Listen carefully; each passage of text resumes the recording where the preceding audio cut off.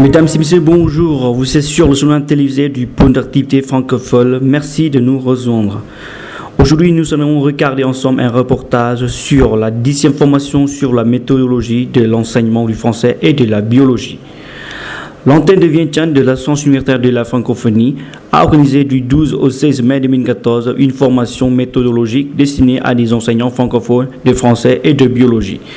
Cette formation est organisée dans le cadre du projet multipartenariat Val-de-Phrase, valorisation du français en Asie du Sud-Est, et sous l'égide du ministère de l'Éducation et des Sports de la RDP Lao.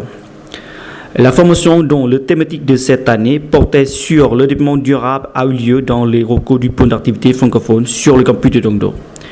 Elle a réuni cette année 35 étudiants, futurs enseignants de français et de biologie, et 9 formateurs stagiaires laotiens venus de plusieurs établissements du pays, les facultés des sciences de l'éducation, département de français, de la faculté des lettres de l'Université nationale du Laos, école normale supérieure de l'Omprabon et de Parcé, classe générale et classe bilan de l'enseignement secondaire de Vientiane, Parcé et l'Omprabon.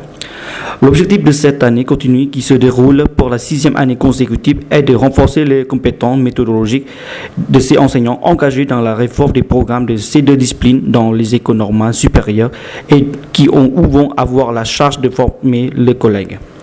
Des formateurs français venus spécialement pour l'occasion des ESPE de Grenoble et de Bordeaux, M. Jean-Pascal Simon pour le français et M. Franck Diem pour la biologie, ont supervisé la formation.